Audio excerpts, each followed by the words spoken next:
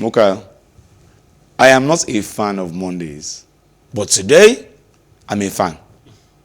Too many things have happened. But let me start with the fact that the 2012 edition of the Benue State Secondary School Basketball League, organized by retired Colonel Samuel Amedu, led Basketball Association, came to an end, with the 3 schools coming up in the league. Now, Mount Saint Cathedral Secondary School Makurdi emerged overall best in the boys category, while Christ Apostolic Secondary School Makurdi topping the female category. Speaking to sports journalists after the completion, the sponsor and general manager of Radio Nigeria Harvest FM, Makurdi Christy Ude Ukpachu, lamented the absence of politicians. Something worth emulating. It is something worth supporting. It is something worth sponsoring. So other media houses should come on board.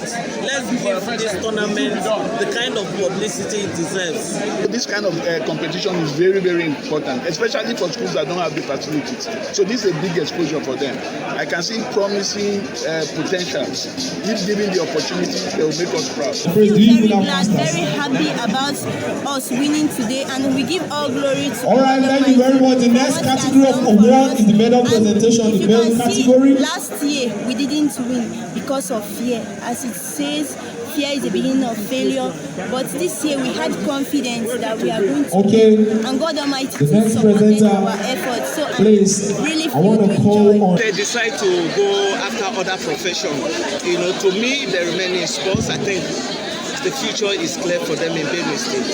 Are there plans to expand it? Are there what? Are there plans to expand it? Oh yes, oh yes. They plan, you know, this is just a test run. The first, second, third edition is test run in Makurdi. We are trying to expand to the entire Benue State.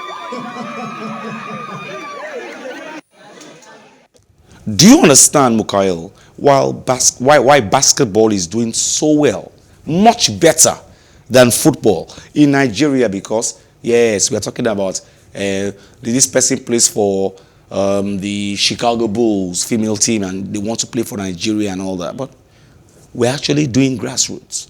How many grassroots is football doing, really? I mean, you could say that for years, decades even, grassroots focus has occurred in football. And that it's at a point, yeah. At a point, yeah. And now it's the turn of other sports such as basketball, such as cricket, to get tennis to get their time in the sun, their time in the spotlight. And they're currently utilizing that spotlight very, very well. You know, when you've seen all the mistakes and errors that could be made with football, you can learn to do better in other sports. And I think a lot of these, when it comes to basketball, I think a lot of these administrators are taking it more seriously. Don't forget, football is a world-renowned sport. Everywhere, you could make it anywhere else in the world outside of Nigeria. You could go to Turkey and become a professional footballer and live a very comfortable life. Europe is obviously the holy grail of a footballer's career.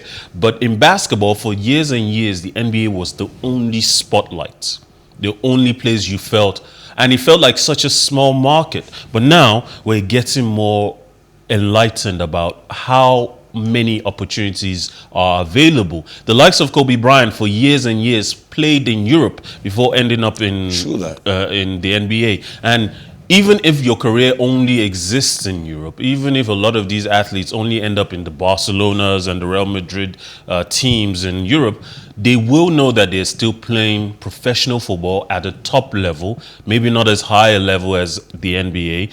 But even now, with the existence of the African Basketball League, we do know that there's plenty of opportunities for basketballers. And that, I think, has triggered an uprise in investments in the... That's the Benue Basketball League, sponsored by the owner. Let me mention that. He's the CEO of Dodan Warriors Basketball Club in Nigeria. They are in the basketball league, the Nigerian Basketball League. His name is Colonel Sam Amedu. And for the record, in case somebody tells you you're watching, I called you. Just wondering if you could just say one or two things about what is organized, which is a good thing. Yes. Okay, he picked his call the first time, he didn't pick the second time. Okay. Before I go to my next story, Shure, the CEO of Sahara Reporters, is on the news again.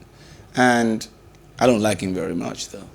And he says the footballers, the past footballers who went to endorse Asiwaju Bola Ahmed Tinubu Jagaban are hungry.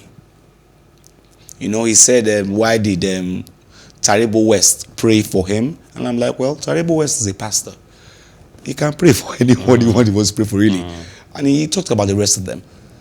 Paulo packaged something for us. Let's look at what happened there, and then we'll talk about it. I don't think I've got much left to say. My colleague, we've said it all. But I can testify that you're the reason why I call Lagos home. You're the reason we are so comfortable in Lagos. And for me, you're the leader of all leaders. And I just want to say that the Almighty Lord will continue to protect you and guide you and meet you at the point of your need, even though I don't know if you still need something.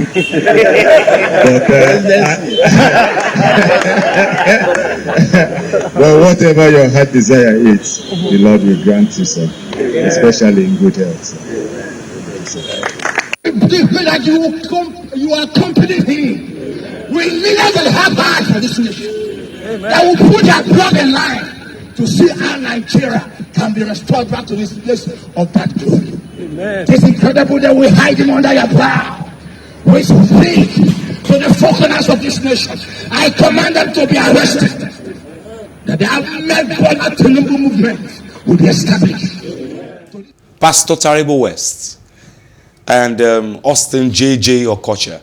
Now, he actually corrected me once. He said his name is not Okocha. His name is not Okocha. His name is not Okocha. I used to call it Austin J.J. Okocha. And it was like, it's Okocha. Oh, okay. But an European commentator once said that he was so good he was nicknamed twice. JJ, you know. But politics and sports. This is what we talk about on this show, about the mix. I don't like the mix, if you ask me. But this is a bunch of, at most, we call them celebrities. Now, their celebrity came from their time in the Super Eagles, but they're private citizens now, and we are the ones ascribing onto them their celebrity. We're the one bestowing it on them and continuing to make news of the fact that, oh, they went to a party and they prayed for someone. Why is that any of Showere's business? How is it his place to insult them by saying that they are hungry? Exactly. It's demeaning. These are sportsmen who played in. Okocha played in PSG. He played in Eintracht Frankfurt. He played everywhere. Whether this is for them an opportunity to endorse someone that they believe they're going to vote for come election time, that is their choice as private citizens. Really. And if the fact is Showore has his own political leanings, and am I going to sit down here now and say that the fact that he has somebody he's supporting is because that person is putting money in his pockets? Where do I get off saying that about? Let's leave it there, because you can't afford to support anyone right now, because the topic we're talking about and the person they are praying for, let's talk about that. Let's move on to the next. Let's move on. Super Eagles head coach Austin Egovoin has invited Lorient midfielder Innocent Bonke as a replacement for the injured Leicester City midfielder Wilfred Ndidi ahead of Nigeria's World Cup playoff against Ghana on March 25th and 29th. Now, the injury will last between 3 to 4 weeks, which automatically rules him out of all the important games against the Black Stars. The injury had left fans worried as they waited await Eguavoin's announcement on who replaced the former Genk player. The coach on Sunday, through the Super Eagles Twitter handle, announced Lorient midfielder as the man to replace the Leicester player. Now, some former players spoke on our chances against Ghana's Black Stars. More of the engine room of the team, but in as much that we have 25, 30 players in the team, we still need to bring in somebody to do the job for him. Fine, we will miss him, but what can we do? It's a game of contact, but anybody that's given a chance to play, I'm sure we will do the best. The most important thing is that you need to concentrate very well from the beginning of the game to the end. For sure, there will be a lot of distraction from the fans, from the hotel, and but the most important thing is that concentration, all true. Nigeria will win, and we have a great coach, and I know the team also know the task ahead of time. So my spirit is behind the team to see how Nigeria also can be in Qatar 2022 to see great a team with Eguavon and see a great future Nigerians. Well, I don't have much to say. Yobo is there, Eguavon is there, Amunike is there. They have all what it takes to bring about glory, happiness, and the qualification ticket to Ikeshorumu and Taribo West talking about our chances against Ghana. And both of them are optimistic that they believe in us in Eguavon, and why not? We have no reason not to be optimistic, even if this is a different crop of Nigerian footballers for the first time meeting a Ghana team that we haven't faced in years now. But we do know these are regular rivals. We do know what we're in. The only ones we know are somebody from Barcelona. He's a nobody, if you ask me. Thomas Partey from Arsenal. That's about who we know. Andrew Ayew. Yes. And they are. But yes, these are the only no-name players. These are the most popular Ghanaian footballers on the continent of Europe that we know of. But we do know what we can expect because the culture, the traditional football from Ghana is physical, aggressive, and on our day we can play that level of football with anyone. It's the North Africans we have to worry about because they will keep us running around chasing the ball. But this is perhaps a traditional rival that we are built for, that we know so well, and we are capable. We have no reason not to be optimistic. And I think we will win. I think we'll win probably by 2-0, or it might end 2-1. But I think there will be a contention, a lot of contention in this game, and it will likely bring out the best level of football we've seen from Nigeria in a while. Amen. Amen to that. Now, this stunned me. I'm a Man U fan. I'm a Kyle's a Chelsea fan. But this stunned me. Paris Saint-Germain, PSG, suffered their heaviest defeats of the season, losing 3-0 to Monaco at the Stade Louis II on Sunday. The visitors were on the back front from the beginning of the match, and Monaco deservedly took the lead in the 25th minute when Wissam Ben Yedder fired a backhead shot past Gianluigi Donnarumma. Kylian Mbappe had a glorious chance to score against his former club at the beginning of the second half, but his scarf to that first was stopped by the line by defender Bennett Bendeshile. Now, Monaco doubled their lead through substitute Kevin Veland in the 68th minute, and 15 minutes later, the German won a penalty after a clumsy challenge from personnel Kimpembe in the box. So Ben Yedder, slotted his home, overtaking Mbappe in the Ligue 1 scoring charts. Despite the defeat, Paris Saint-Germain still have a 13-point lead at the top of the table, while Monaco currently sit in the 9th position in the French Le Championnat. Welcome back. Kylian Mbappe. You seldom see him on the floor like that. You seldom see him almost, I'm done. like that, you know. Outclassed. Outclassed, yeah. Outplayed, just with all that nothing speed, left for me to with all that do. speed, I can do everything, but I can't do anything anymore. You know, the thing about speedy forwards is that oftentimes the speed is all they have. They lack control. They lack ability to really dribble. Kylian Mbappe and Adama Traore are the exceptions to the rule. Often, right now, we're seeing that Werner isn't at his best. When Fernando Torres years ago lost a step of his speed after the injury to his knee, he never recovered quite well. His touch was significantly weaker. Came back to become king again. Yes, but this match, this 3-0 defeat, it's bad enough that they lost 3-0. But losing to Monaco, a team that, you know, they are the biggest rivals in Ligue 1 for PSG. But they've never been close enough in recent years to be worthy of that tag, rivals.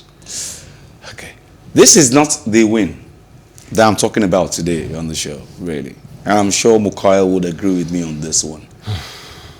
The win is the Classico.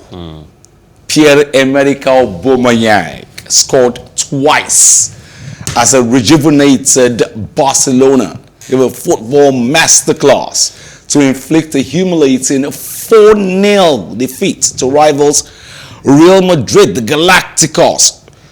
I want to ask you what went wrong, but we'll come back. You know, but what went wrong?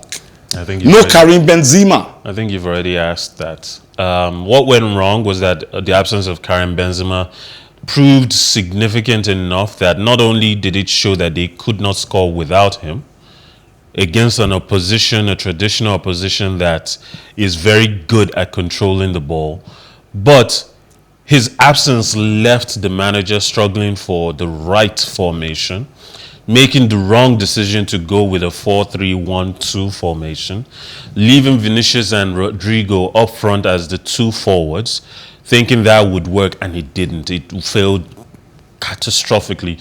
Vinicius is at his best when he's coming off the left, and when he was playing on the left, he was too far away from his strike partner Rodrigo, who didn't play well. And as far as I'm concerned, Rodrigo was overhyped. When he was being bought alongside Vinicius, Vinicius was the clear and outright better player. My point is, what everybody is saying, people who are not sports analysts like us would say Messi left Barcelona.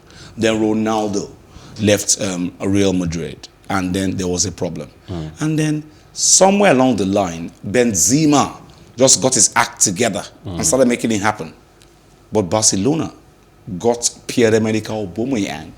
And then the story changed. Well, the truth is, then the story changed, really. Barcelona have made very good winter buys, bringing in Adama Traore, bringing Aubameyang, Ferran Torres. I think they gave themselves so many more options now that even Adama was on the bench, and Adama has been playing very well in recent weeks. But they had so much quality on the pitch that Adama could stay off it.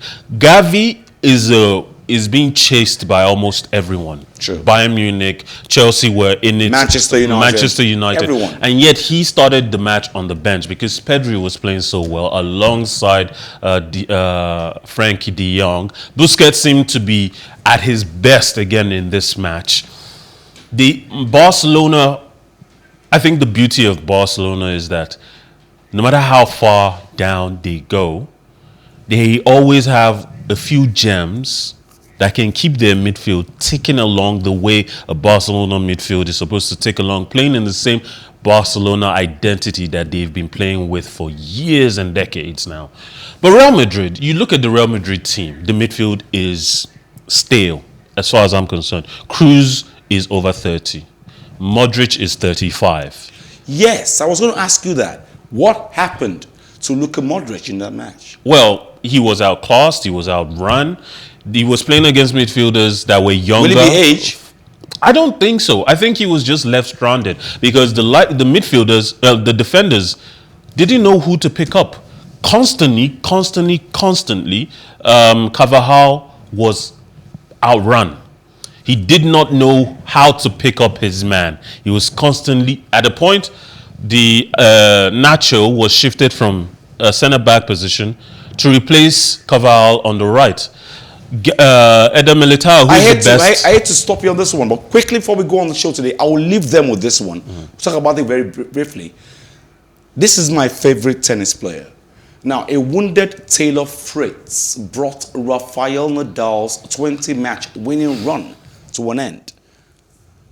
We'll leave them with this. But Rafael Nadal, should he just slow down and just end this? I don't think so. I think as long as you have it in you. You know, they say the body is weak, but the spirit is willing.